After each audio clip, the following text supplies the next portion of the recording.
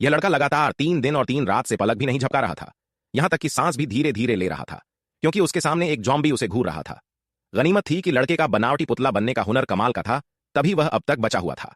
मगर यह चालाक जॉम्बी जैसे सब समझ रहा हो, उसे हमेशा लगता कि सामने का यह पुतला नकली है। इसलिए वह वहीं डटा रहा और टस से मस नहीं हुआ। इस समय लड़का इतना डर गया था कि उसके पूरे शरीर से पसीना बह रहा था। यहां की हिम्मत नहीं कर पा रहा था, लेकिन अब तो उसे पेशाब भी जोर से लगी थी। जब लड़का लगभग बेहोश होने की कगार पर था, तभी अचानक एक भागता हुआ बूढ़ा आदमी जॉम्बी का ध्यान खींच लेता है।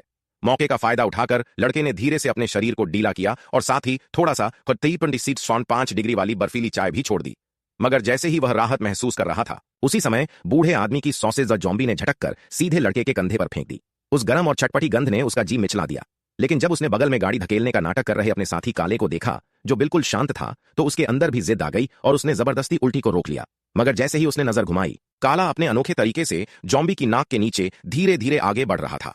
अगर उसे 1 साल का समय और मिल जाता तो शायद सच में भाग निकलता।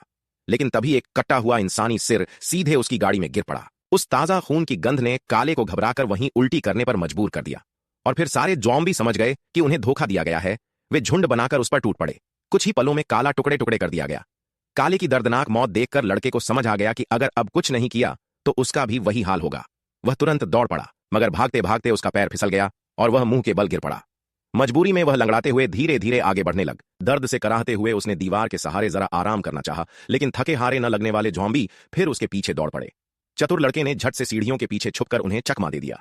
जब देखा कि जॉम्बी आगे निकल गए हैं, तो वह खुशी से झूम उठा और नाचने लगा।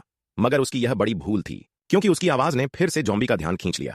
इस बार वे पहले जैसा भरोसा करने वाले नहीं थे और लड़के को एक बार फिर मौत के मुंह से जूझना पड़ा।